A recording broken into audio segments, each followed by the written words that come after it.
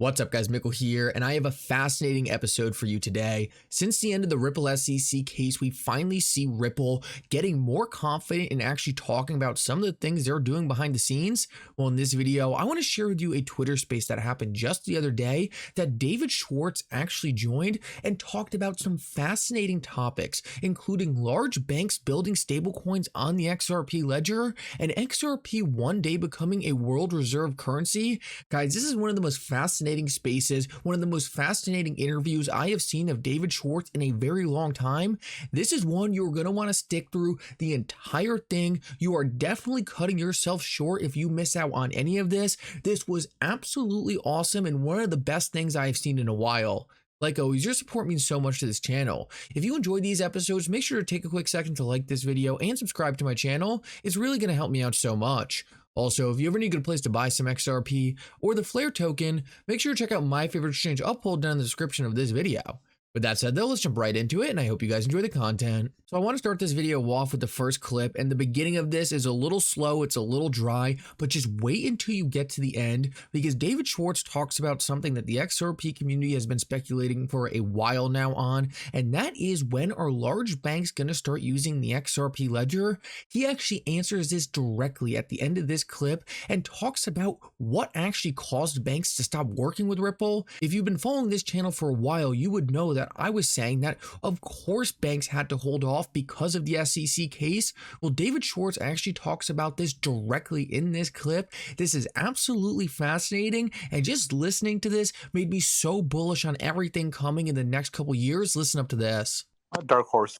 David, David, hi. I've got a burning question I've been wanting to ask you for a long time. We saw Exhibit F and Exhibit G in the court case, and it was about how the ODL was expensive in compared to other transactions that are out there in the current financial systems, and how Ripple incentivized the actual payments to make them cheaper. Has Ripple actually fixed the costings for the ODL transactions themselves now? Or are they still incentivizing the customers? So it depends which markets and which customers you're talking about. Some markets where some places incentives are still necessary as we work, pretty aggressively to drive costs down. Obviously, it's a huge priority for us to drive down the costs. But what we also do is we target markets that tend to be fairly inefficient. So for example, like, you don't see us targeting the USD to euro market because it's super efficient. Like, you would have to be, tiny fractions of a basis point away the competition is. But you see us more in markets like USD to MXN, where those markets are less efficient, and so we don't have to be as economical to compete with them. But I think the problem is what happens when people compare the prices is they don't compare all-in prices. So for example, one of the big advantages of ODL is that you can keep one pile of USD or XRP for multiple corridors, and you don't have to balance, over weekends. And if you do a fair job of including things like the capital savings, then the economics look a lot better. But some of those economics only matter, like that advantage of the economics only matters for a customer that has multiple corridors.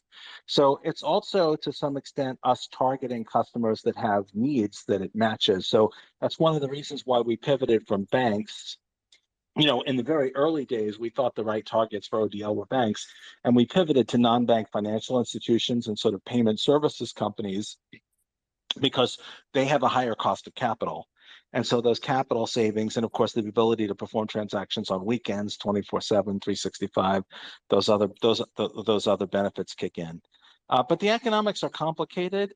So for example, in the US market, there's lots of liquidity between USD and XRP. And so you can make large transactions and the spreads are tight.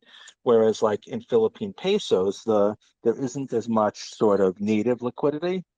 And so in some cases, like, Ripple has to incentivize market making, which we can do by lending XRP. And so that's another interesting thing about the price. Like, our cost to lend somebody XRP is zero. Our cost to have XRP sitting somewhere so a customer can get XRP instantly when they need it is zero. But when you calculate like the economics of ODL, do you include like our cost for those things, or do you include fair market cost for them? To some extent, like one secret weapon that Ripple has is we can keep XRP everywhere at literally zero cost. So if like a customer wants to buy XRP on demand, we can leave it ready for them at literally zero cost. We can pre-fund multiple places at literally zero cost. But it's not fair to count that as zero cost, in the economics. So the short version is the shorter version is that it's complicated, and the economics depend on how much value you assign to things like the cost of capital and the need for pre-funding. Thank you. Can I ask one last question? Sure. In the court documents, you talk about an API called Ripple Prisma, and that was a way for the ODL to be able to split up payments into smaller chunks to get a better price action while running on the ODL, if I remember rightly. Is that still in effect, or is that now part of the AMM? So right now, ODL doesn't use any DEXs. That may well change. We've been investigating using DEX services for ODL, and that would include being able to trade against AMMs. That doesn't currently happen. Prisma can use DEX liquidity. Prisma can also use multiple exchange liquidity. And it can break large transactions into smaller transactions. It can aggregate them to sort of more intelligently take advantage of liquidity. So there are some markets where markets are thin, but to do a large transaction, if you spread it out over time, you take a little bit of increased risk of volatility, but you take a lower cost. So that's what Prisma does. We have started a major effort to integrate DEX use into ODL, but that does not happen currently. Thank you, David. I think one thing that will make that more practical, what we really, really need on the XRP ledger is a fantastic like US dollar stablecoin, European Euro stablecoin. If we had really good stablecoins in the major currencies, which we don't have yet, then using the DEX would be more practical. So that's also something that we're hoping will happen. We came very, very close to that. We had a deal that I thought was going to close, and then that was 2.5 years ago when the SEC filed suit against us, and so that kind of torpedoed that deal. So we'll see. But we're talking to banks and larger financial institutions about trying to get them to launch some premium stable coins to make that more practical. So guys, as you can see right there, David Schwartz directly says that they were working with a tier 1 bank to issue a premium stablecoin on the XRP ledger. This is exactly what I thought was going to happen. USDC is an awesome product. It's a good stablecoin, but at the end of the day, it doesn't have a real issuer. It's just some random tech startup. What I think we're going to move into is countries and institutions having their own stablecoins because they're going to want to control their own money. All of these different businesses, companies, institutions, countries are not going to have the technology to build their own platform. Because of that, they're going to leverage technologies like the XRP ledger, and David Schwartz says directly right here that that's what they're working on. This is extremely exciting because this positions XRP perfectly to actually be the bridge between all of these big time institutional grade stablecoins and really makes XRP the pristine decentralized liquidity behind all these more centralized stablecoins built on the ledger. This is super exciting. This is something I've been speculating on for a while now, and it's just so cool to hear David Schwartz actually reassure some of these things. I want to move on to another clip though, because this one was equally fascinating. A lot of people in the XRP community for a while have been speculating on the possibility that XRP could one day become a kind of world reserve currency. Now, some people in this community think that's a crazy idea that's never going to happen. It's dumb to even talk about. But what you're going to notice here is David Schwartz actually gets asked this question and takes it extremely seriously. I want you guys to listen up to exactly what David Schwartz had to say here because it was absolutely fascinating. This is another thing I've been talking about forever now, and honestly, my thinking has really been influenced on this topic by Darren Moore Jr., but to listen to David Schwartz actually reassure some of these ideas was absolutely fantastic. Listen up to this.